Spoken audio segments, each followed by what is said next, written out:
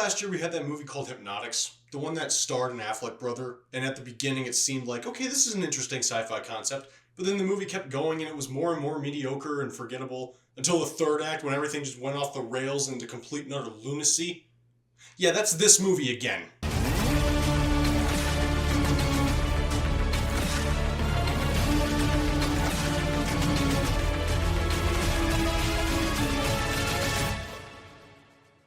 So I'm finally free from the AMC embargo. If you saw my out-of-theater reaction, you saw how vague I was. I couldn't say anything about this movie. But on Monday night, I went to a AMC screen unseen, and I was able to go see Slingshot in the theater. I had no idea what movie it was going to be. I heard speculation that it was either going to be Slingshot or 1992. All I knew is that it was going to be rated R and about an hour 45 minutes, but that runtime isn't always guaranteed. Sometimes it's give and take, about 15 minutes. So I was really hoping it was going to be 1992 just because I was interested in that one, and it was Ray Liotta's last movie. That's not the movie I got. I was kind of disappointed, but I'm like, all right, I'll give this a chance. And the movie itself was just so weird. It was just a nice novelty experience to pay $5 or $6 or whatever it was and go see a new movie that hasn't released yet and be able to be on the inside before anyone else got to see it. Now, again, would have been a lot cooler if it was a better movie, yes, because I'm going to be up front. I did not like this movie. So to address the cast right away, we have Casey Affleck and Lawrence Fishburne and Frenchie from The Boys. The actors involved are clearly trying to do the best they can with what they're given, but unfortunately, that is not enough to save this movie, and it's a shame because Lawrence Fishburne, I love the guy, he's a great actor, and he commands every scene that he's in, and I really wish that that would have been enough. But much like Charles S. Dutton in Alien 3, it just is not enough. You can have a good performance all you want, but the movie still sucks. And they are all stuck on this spacecraft that is currently on trajectory toward Titan, Saturn's moon, and they are going there to farm methane off of the lakes of Titan. And the reason they are doing this is because they believe climate change will wipe out the planet if they don't change their resources and what they're using for fuel. Now, the one thing I have to point out here, I'm not a scientist, I'm not a climate activist or expert on any of this, but if I'm not mistaken, I'm pretty sure that methane itself is something that these climate activists are fighting against. I could be dead wrong, but I was under the impression that a big target for them were the dairy farm industry, and that's why they were wanting to downsize the population of cows because their flatulence produced methane, and this was harmful to the ozone layer or something like that. I could be totally wrong. Maybe I should just stay out of it and keep my mouth shut because I don't know any better, but I was under the impression that was the case. So I don't understand how going to another moon and mining more methane and bringing that back to Earth to use is going to help the environment. That just didn't make any sense, and it doesn't really explain what they're going to use it for or how it's going to be used. Casey Affleck also has an emotional attachment through his girlfriend Zoe, who he met just before he took off on this mission. And so what you get here is this weird, almost annoying back and forth between the crew on the ship and him being depressed on the ship because he's not with Zoe, and then a flashback to him with Zoe and how they met and what progressed in their relationship and so on throughout the rest of the movie.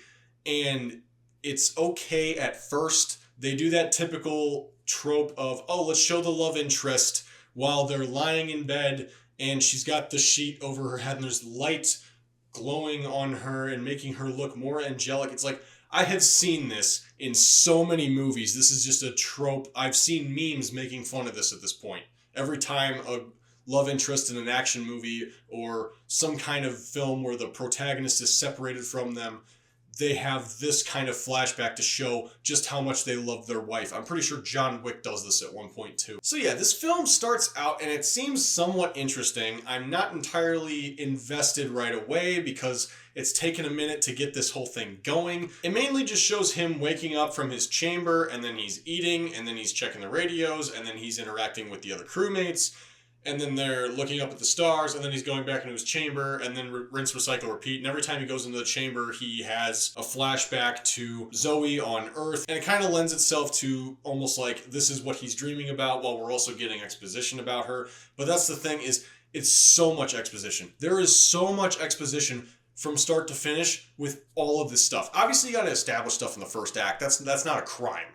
But when so much is just told to you and you're seeing hardly anything, it gets annoying. So the reason the movie is called Slingshot is because this ship that they're on is going to use a slingshot gravity technique where it flies past Jupiter and uses the gravitational pull of that planet to then launch itself to Titan. Unfortunately, this is playing second fiddle to so many other subplots that I'll get into soon, and eventually it just becomes lost and you totally have forgotten about that being the main draw concept of this film. As they're on this ship, there's all these little things that are making you question what's actually going to happen, what is the longevity of this mission, and the dynamic that Casey Affleck, Lawrence Fishburne, and Frenchie from The Boys all have in this film is basically personifying all that struggle. We have the abrasive Lawrence Fishburne, who is the mission comes first. We have Frenchie from The Boys, who is survivalist and logical. And then we have Casey Affleck, who is trying to figure out which way to sway. And that's basically the devil and the angel on his shoulder here.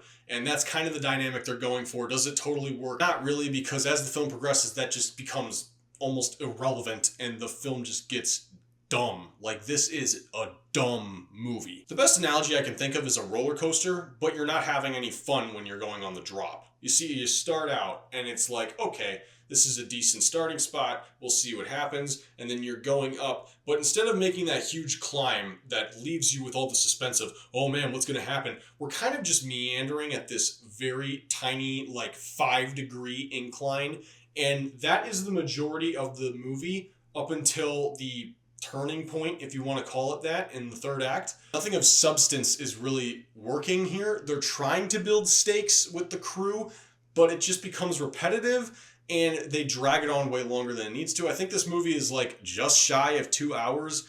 I think this would have been prime for a 90-minute runtime if they would have trimmed things down or maybe made things a little bit more succinct, or maybe had a completely different ending because it made absolutely no sense, but I'm getting to that. So as you're building hype on the roller coaster of lame, you're getting to the peak point where you're going to drop, and you're anticipating a bit of a drop like this that's going to, whoa, make you feel all like your stomach just jumped, but no, really what's happening is the second it starts inching downward, it just plummets into the bedrock. That is where this movie goes. The second it starts doing stuff, it doesn't stop. It is a snowball and keeps racking up all the stupid it can possibly muster, and then it just stops. And that's really all I can say without getting into spoilers, so we're going to do that right now.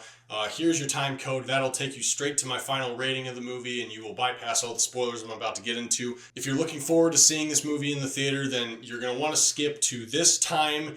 We're going to get into spoilers in 3, 2, 1. Spoilers begin now. So it becomes apparent at like the halfway point in this movie that when they were shipping off on this trip, they did not have enough fuel to make the return. What? They are banking this entire mission on the idea that they will get out to Titan and have enough resource to mine and convert into fuel. And if they do not have enough of that, then they are screwed on a distant moon on the 6th planet of the solar system. And all I can think right now is, why don't you just send a rover? Like, if it's really that dire and it's that risky, why wouldn't you just send a rover? Like, I understand you have to suspend some of your disbelief for this movie, right? Like, we don't have the technology right now to travel to anything beyond the moon as of right now. But this is presenting itself as if it takes place in the not-so-distant future, because you look at Casey Affleck's phone and it says he's got 8G wireless or whatever.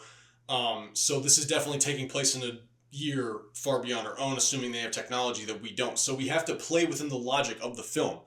And yes, we have to suspend our disbelief for things like stasis pods. How would this work? Why are they in a stasis pod for over 90 days at a time and yet their hair doesn't grow, or they don't have to shave, or they don't have to worry about going to the bathroom? How does any of this stuff work? It's all, you just kind of put that off to the side. But when you're talking about a space travel mission, why are you not planning a return trip? Why are you banking on the idea of this actually working? Why wouldn't you send, presumably if we have the technology to make these ships that can go all the way to Saturn's moon, Wouldn't we have technology that can auto mine for us? Wouldn't we be using AI generated rovers that could go in and mine the methane for us and bring it back without having to worry about this?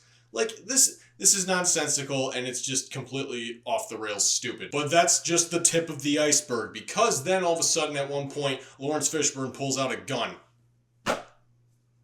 Again, when you're talking about space travel is very specific with weight. They are literally weighing down to the screws how much this ship is going to weigh and calculating how it needs to take off. And somehow he's able to sneak on a gun, which Casey Affleck tells us he's not allowed to have, and somehow he got that on board and it didn't throw off the weight balance of the ship. The dumbest part? Breaks the iconic rule in filmmaking of Chekhov's gun. This gun is loaded, never fired. What is the point of that? He only ever uses the gun to beat people, pistol whip them, bludgeon them. He doesn't shoot it because, well, I mean, he can't. He's on a spaceship. If you shoot a gun in the spaceship, you have a chance of breaching the hull, and then that causes even more problems. I swear this should have just been like a baton or a knife or something, but someone was really proud of that line that he says, where he says, in the Civil War, soldiers were given rifles and officers were given pistols, not for combat, for insurrectionists. And it's like, ooh, wow, yeah, that sounds really cool. But then you apply that to the actual logic of the film, and it's like, okay, this is just you trying to act brainy in a film made for morons. This is where the film gets even dumber. There is a reveal where all the other crew members are in Casey Affleck's head. He realizes this because he remembers that his name is all three of their names put together because the drugs that he was taking in the stasis pod were affecting his memory and he couldn't remember everything. He even forgot his girlfriend's last name at one point, and then he was able to remember it later. But yeah, he like was trying to figure out who was in what part of the ship, and then he realized that all of us are me, even though he was shown beating up Lawrence Fishburne. And then I'm thinking, okay, maybe I can excuse the whole gun thing because that was just a hallucination and he was having hallucinations of her being on board the ship and everything. But then after discovering that all these guys are in his head, he still has the gun. Okay, so now you're telling me that he snuck the gun on board. But then we find out, another plot twist, that he is not in space. He is in fact on a replica training simulator. What? And the reason he figures this out is because he's on the radio talking to Zoe, and she tells him this over the radio. He's like, how do I have signal talking to you? And she's like, well, because you are still on Earth and I am just above you.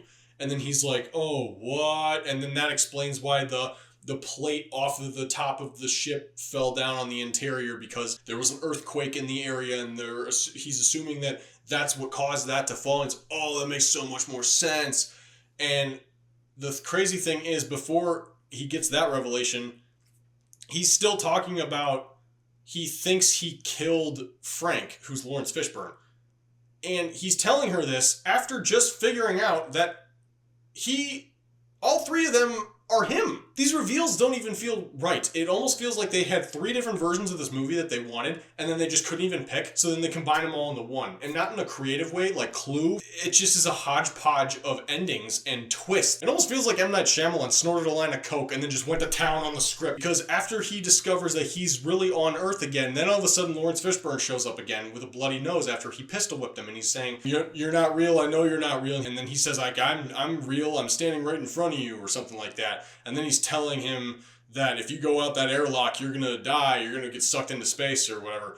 And then he, goes into the airlock and hits the countdown, and then he stands outside, and Lawrence Fishburne walks away, and then it counts down from 15, and then the doors open, and you get like smoke and black. And then I'm thinking, oh crap, are they just going to end it here? And no, they keep it going. He wakes up or he like walks out into this bunker or whatever, which makes it seem like, okay, yeah, he is in the training course or whatever. So then he starts climbing a ladder, and he hears voices from above calling to him or whatever. And then all of a sudden they like play off of this weird metaphor theme that they set up earlier about a moth being led to a light. And I really don't understand how that connection is made here, but suddenly he sees a blinking light and a moth that's like dead in it or something. And then he's like, oh crap, And then all of a sudden it shows him getting sucked out into space and then it ends. And I'm like,